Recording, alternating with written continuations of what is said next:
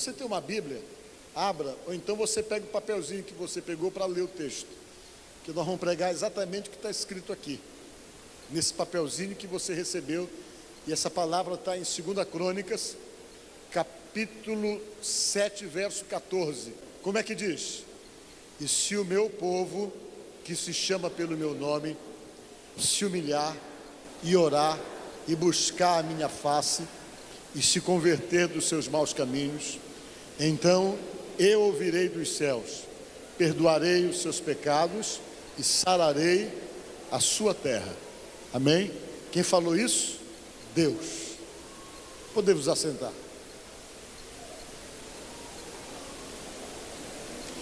Eu quero nesta noite conversar com vocês e quero, junto com vocês, explicar a origem dessa afirmativa feita por Deus, ou dessa palavra dada por Deus a Salomão. Isso foi dito a Salomão. Eu quero meditar com vocês exatamente sobre essa questão. A Bíblia diz que o povo queria um templo para adorar a Deus, um templo, uma casa de oração como essa. E o povo de Israel estava querendo isso, e Deus também estava interessado que fosse construído um lugar onde as pessoas se reunissem, pudessem falar com Ele e pudessem buscá-lo, como realmente nós estamos fazendo aqui nesta noite. O que Deus fez? Deus orientou o rei Davi, e o rei Davi teve que estabelecer conquistas. Toda a área que ele precisava conquistar, Deus deu vitória para eles. Mas todas as conquistas que ele teve foi à custa de muita batalha, à custa de muita guerra, porque naquela época as pessoas só entendiam esse linguajar da guerra, da conquista, do poder para se sobrepor sobre o outro. E depois então que Deus deu para ele o território que ele precisava conquistar, que ele conquistou tudo aquilo que precisava ser conquistado, Deus chegou com ele e disse: olha, eu não vou deixar você construir o templo para mim, não. Não é você que vai construir o templo. E uma das razões pelas quais que eu não quero que você construa esse templo é porque você sujou muito a sua mão com sangue. Você teve que entrar em muitas batalhas, em muitas guerras, e agora eu não quero que pelas suas mãos seja construído esse templo. Quem vai construir o templo vai ser o seu filho, o Salomão. Ele não vai entrar em nenhuma guerra, durante todo o reino dele vai se estabelecer a paz, e ele então vai ser exatamente o alguém que vai construir esse templo. Quando Salomão se tornou rei, que ele foi pedir para Deus alguma coisa que ele precisava para poder reinar bem sobre o povo, ele pediu para Deus sabedoria, pediu que Deus lhe concedesse sabedoria para poder reinar sobre o povo, sabedoria para poder ser um bom rei. E Deus então concedeu para ele essa sabedoria, que durante todo o reinado dele, ele nunca entrou em guerra com ninguém. Ele viveu períodos de prosperidade extrema, o reino melhorou, o reino cresceu, e sobre ele veio a responsabilidade de fazer o templo que deveria ser feito para Deus, para adoração a Deus, onde se deveria fazer então os sacrifícios no lugar lá em Jerusalém, onde hoje no lugar está construída a mesquita de Omã, um templo ao islamismo, onde os judeus hoje ficam orando no restante do templo, lá no que é chamado de Muro das Lamentações, que é ainda um resto do templo de Herodes. Você desce lá um local mais fundo, você chega lá no alicerce do templo feito por Salomão. E ele trabalhou durante muitos anos para construir esse templo. Ele mandou buscar material importado. Tudo que havia de bom em alguma parte do mundo, ele mandava buscar para colocar no templo que ele estava construindo para Deus. Ele foi esmerado, ele foi dedicado na construção desse templo. Procurou fazer tudo bonitinho, tudo ajeitadinho como Deus queria, com esmero, com carinho, com amor. Ele foi preparando o templo. Depois de alguns anos que ele construiu tudo, ele foi fazer a inauguração. E no dia da inauguração, ele fez uma festa nacional. Todos os judeus foram para ali, para aquele lugar, para participar da festa da inauguração do templo. Ele matou muitos animais, para vocês terem uma ideia. Eles fizeram sacrifícios em favor do pecado do povo. Porque naquela época, antes de Jesus Cristo morrer na cruz por nós, você, para ter os seus pecados perdoados, você precisava de tempo em tempo, periodicamente, fazer sacrifícios no templo, imolando animais. Aqueles que tinham dinheiro compravam uma ovelha ou compravam até mesmo um boi, mas aqueles que não tinham dinheiro compravam rolinhas, que era um pássaro, para poder fazer o sacrifício. Mas era necessário então que o pecado fosse apagado com sangue, porque apontava para Jesus, que deveria então, alguns anos depois, derramar o seu sangue para perdoar o pecado de todos. Só que nesse período, quando se sacrificava animais, o pecado das pessoas não eram perdoados, eles não eram apagados, os pecados eram encobertos pelos sangues dos animais. Era necessário então que Cristo viesse para que através do seu sangue derramado os nossos pecados não ficassem mais encobertos, mas eles então se tornariam pecados esquecidos, apagados, jogados no mar do esquecimento. Por quê? Porque Jesus, o Cordeiro de Deus que tira o pecado do mundo, quando foi sacrificado, apagou os nossos pecados. Nós deixamos então de termos delitos diante de Deus, porque o seu sangue nos purifica de todo e qualquer pecado. Só que nessa época não, eles precisavam fazer sacrifícios. E para vocês terem uma ideia, eles sacrificaram. Diz a palavra de Deus, no capítulo 7 do verso 4, eles ofereceram um sacrifício para Deus. E foram 22 mil bois que eles sacrificaram e assaram a carne depois para todo mundo comer. E 120 mil ovelhas, está aqui nesse texto, de sacrifício, feitos exatamente em favor do pecado do povo. E foi uma festa.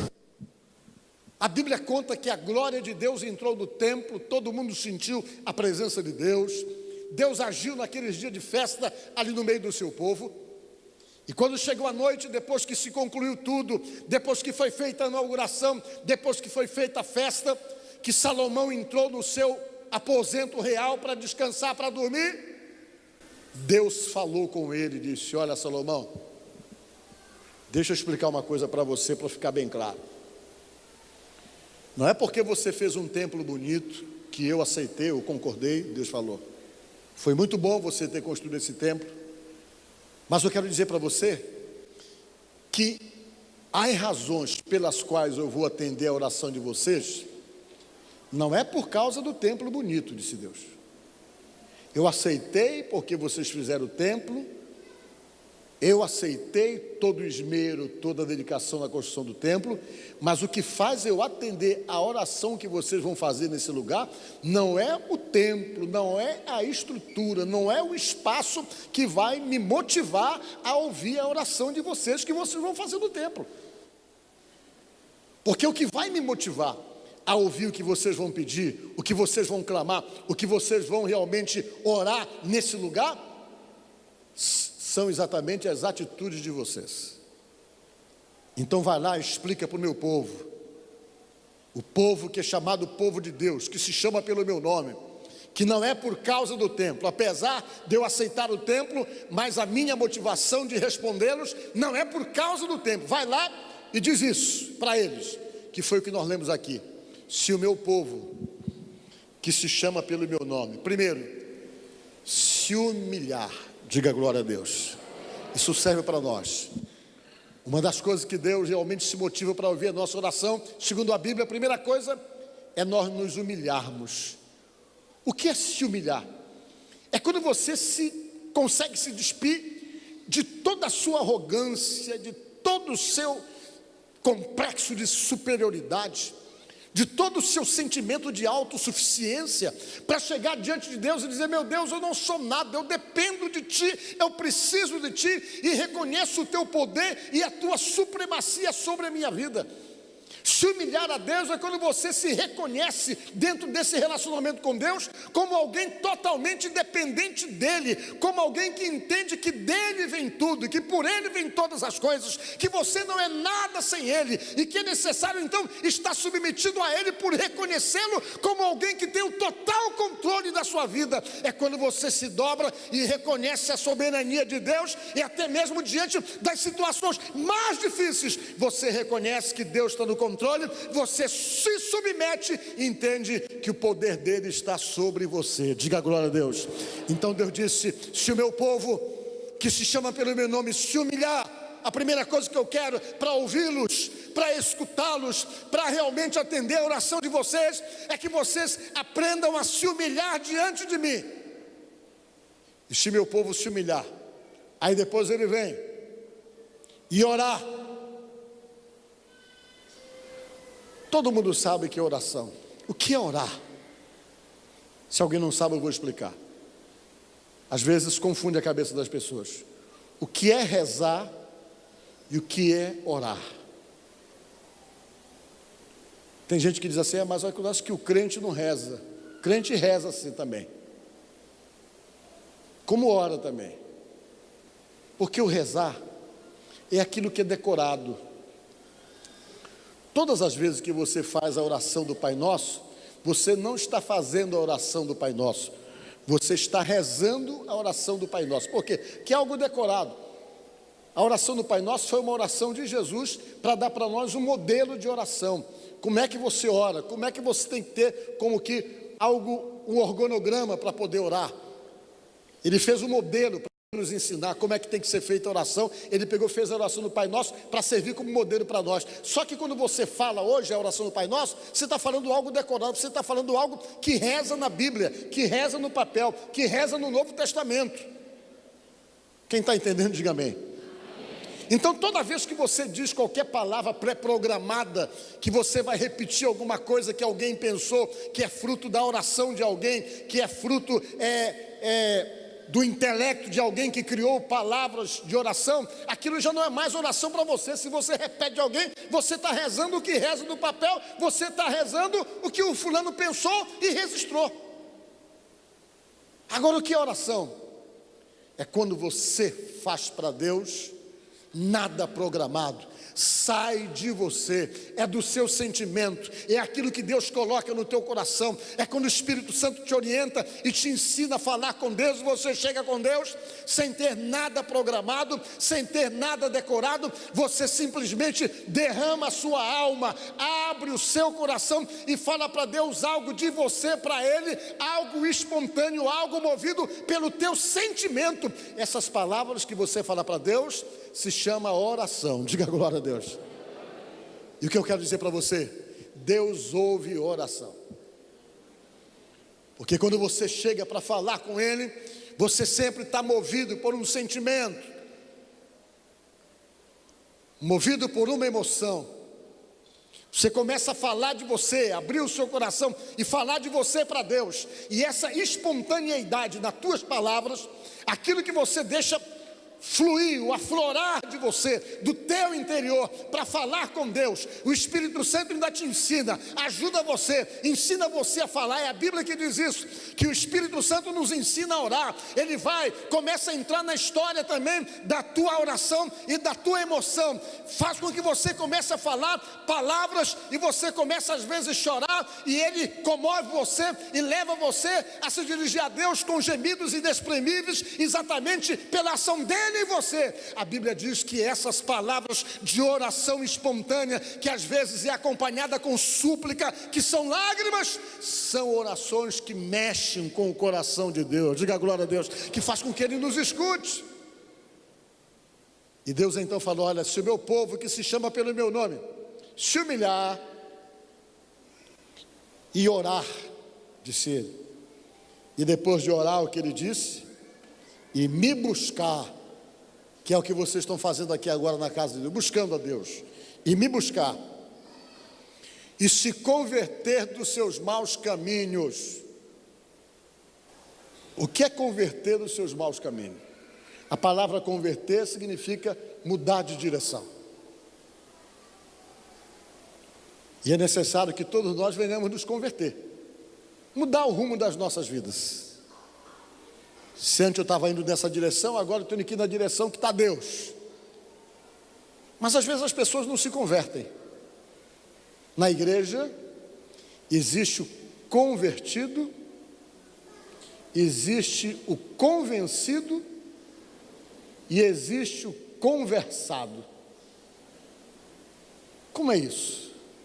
Convencido é aquele que já se convenceu de tudo, só que ele não toma decisão com Deus nunca. Ele já se convenceu que Deus é Deus, ele já se convenceu que Jesus é o Senhor, que Jesus é o Salvador, ele já se convenceu que tem que tomar uma decisão, mas ele não toma. Tudo isso ele sabe que precisa fazer, ele acredita, ele reconhece, está convenceu com tudo aquilo que se refere à palavra de Deus. Mas só que ele não faz, ele não toma uma posição.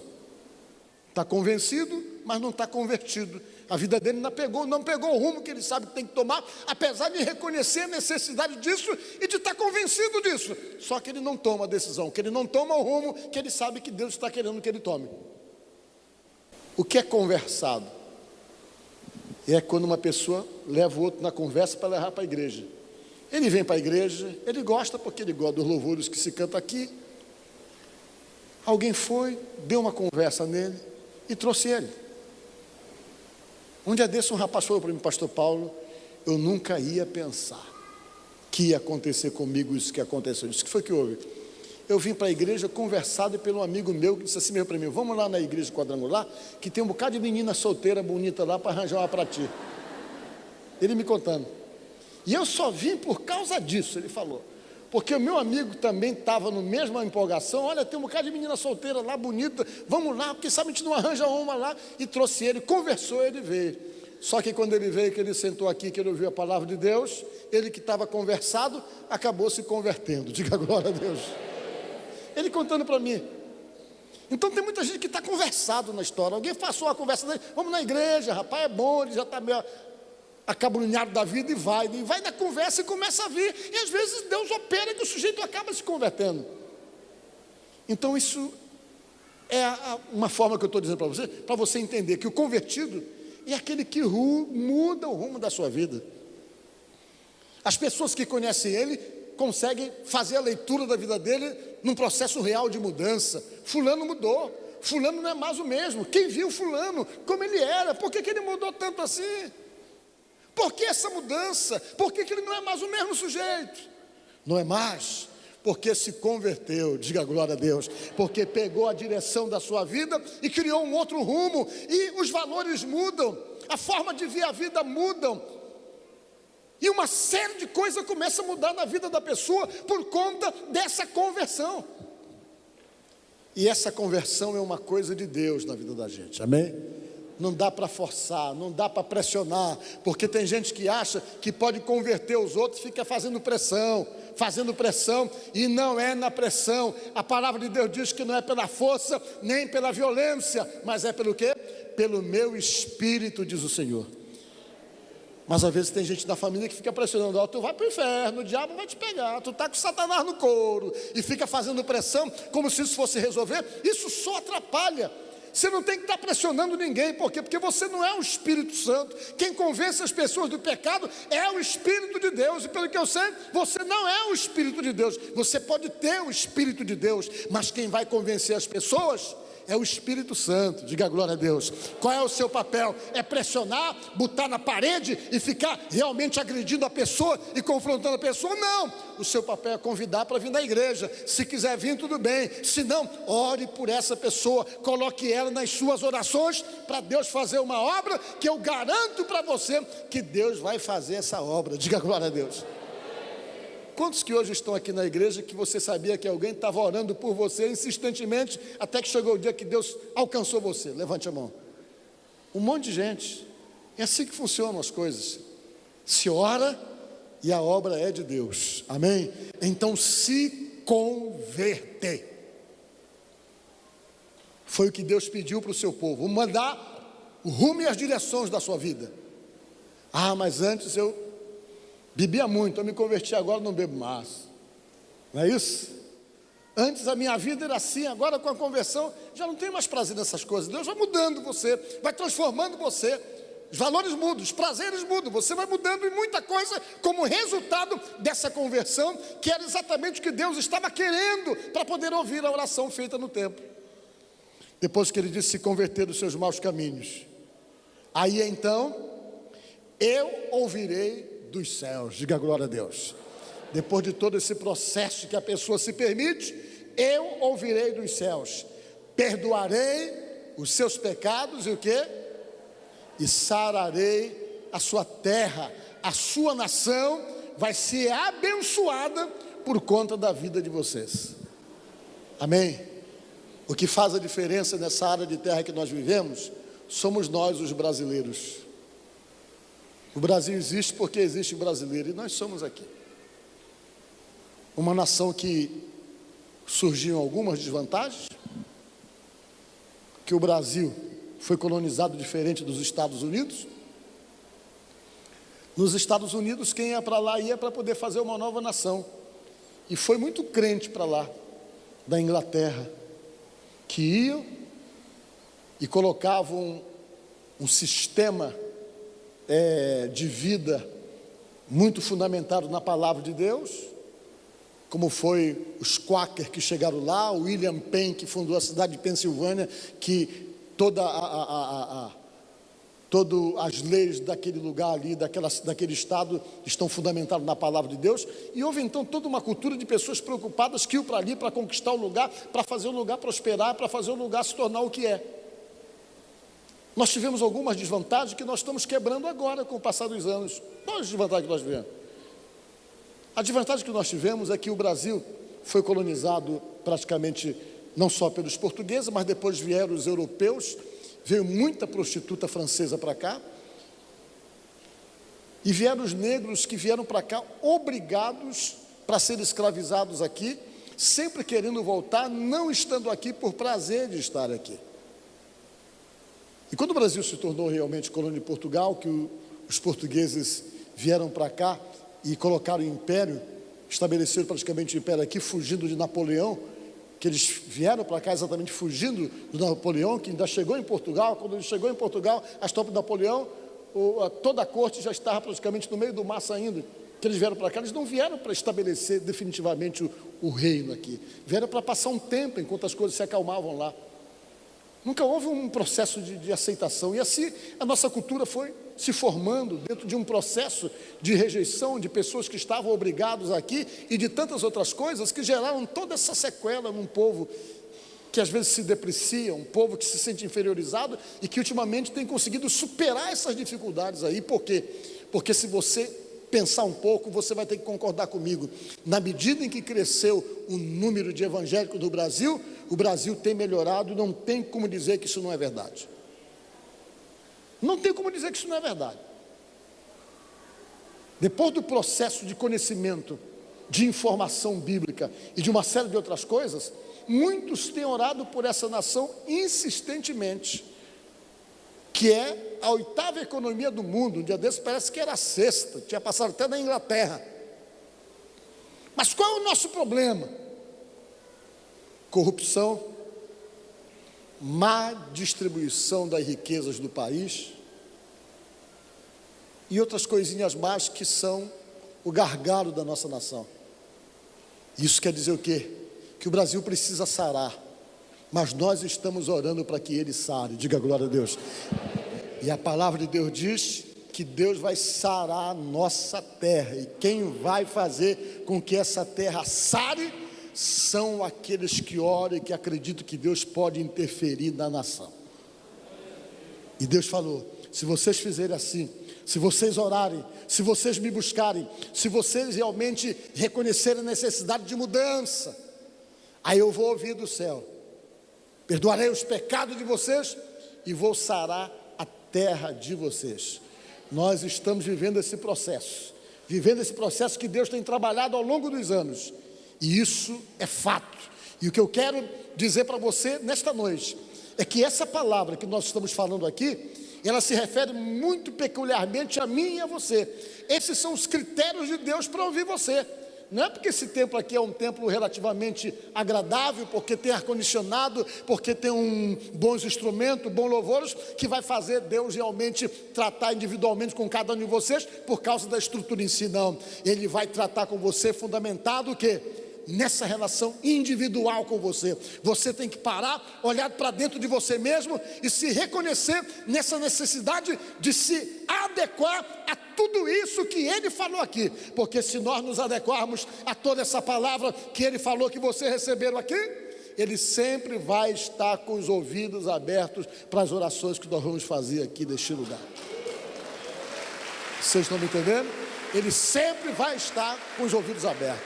Então, nesta noite, nós estamos aqui para orar por nós, que somos brasileiros, e orar por você, que alguma razão seja estrangeiro. Nós temos um irmão ali que ele é português, que ele está bem ali sentado, eu sei onde é que ele está. Orar por ele, pela nação dele também. Orar por nós, orar pelo nosso país, orar pelo nosso estado. Porque Deus tem poder para abençoar. Foi semana retrasada, eu encontrei com o governador Flávio Dino. Ele me pediu insistentemente que eu orasse por ele. Ele chegou, me abraçou e disse: ore por mim. Eu digo: eu vou orar sim, mas eu não quero que o senhor ore assim, eu quero que o senhor ore todo dia. Ele falou para mim. Ele falou para mim isso aí. Tem umas pessoas que estão testemunhando, você estava lá, né? Eu quero que você ore todo dia. Eu digo: pois eu vou orar todo dia. Assumi essa responsabilidade agora. Todo dia, quando está terminando o dia, que eu estou esquecendo, eu digo: meu Deus, eu estou esquecendo, o governador mandou orar por ele. Meu Deus, abençoa o governador. Olha lá, dá direção para ele, dá proteção, dá sabedoria. E tem me pedido isso, por quê? Porque a Bíblia diz que nós temos que orar por as autoridades constituídas. Dependendo da gestão dele, se ele for um bom governador, se tiver uma boa gestão, vai ser bom para nós também, diga glória a Deus. Vai ser bom para você que é funcionário público, vai ser bom para nós que vivemos aqui. E a nossa oração, nós sabemos que é a arma que nós podemos fazer, mover a mão de Deus. E ele disse: ore por mim, mas ore mesmo, ele falou assim. E depois ele falou para mim assim: me convide que eu vou na sua igreja. Eu disse: o senhor já está convidado. Você já convidou ele? Já falou para ele? Está convidado. Por quê? Porque eu quero orar por ele mesmo, por ele, pelo prefeito, quem tem autoridade para isso, para que Deus possa iluminar e dirigir, porque abençoando eles, nos abençoam também. Então, nesta noite, é um culto de missões que nós estamos aqui. E eu aproveitei esse momento para dizer para você exatamente isso. Ore por você. Em vez de estar reclamando do lugar que você vive, que tem gente que vive reclamando: ah, mas aqui é ruim, aqui é isso, e só abre a boca para amaldiçoar, ou estadozinho ruim, ou estadozinho miserável. Eu fico com tanta raiva quando alguém fala do Maranhão assim. Olha que eu não sou maranhense. O Maranhão é a 16ª economia do Brasil, medido pelo PIB, Produto Interno Bruto. O Maranhão é mais rico pelo PIB do que o estado do Mato Grosso do Sul. O problema do Maranhão não é falta de dinheiro, é de má distribuição das riquezas que tem. Mas nós vamos orar e isso vai mudar no nome de Jesus. Tem que mudar. Tem que mudar. Esse estado é maravilhoso. Nosso estado é lindo, gente. Nossa cidade é maravilhosa. E não fale que eu não sou daqui, que eu sou daqui. Eu tenho um título de cidadão ludovicense que me foi dado pela Câmara de Vereadores. Eu recebi com maior orgulho por ser daqui, por me sentir daqui. Então ore por esse lugar, porque a Bíblia diz para nós orarmos pela cidade, para que ela tenha paz, porque se ela tiver paz, nós teremos paz também. Diga glória a Deus. É a Bíblia quem diz isso.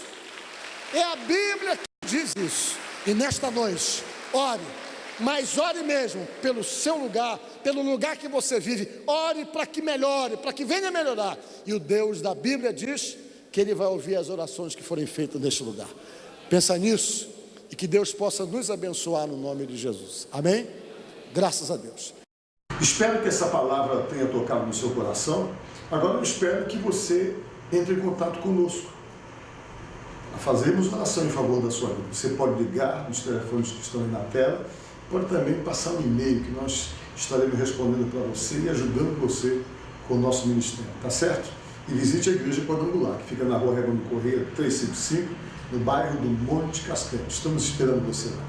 Temos sempre cultos às quartas, sextas e domingos, e você é o nosso convidado.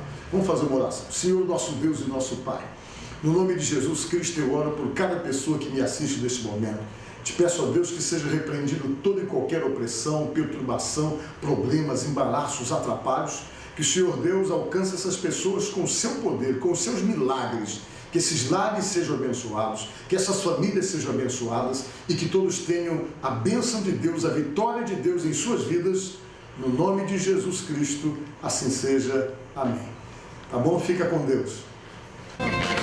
Eu te agradeço, Deus, por se lembrar de mim e pelo teu favor, o que me faz crescer. Eu vivo pela fé e não vacilo. Eu não paro, não desisto. Eu sou de Deus, eu sou de Cristo. Você mudou a minha história e fez o que ninguém podia imaginar. Você acreditou e isso é tudo. Só vivo pra você. Não sou do mundo.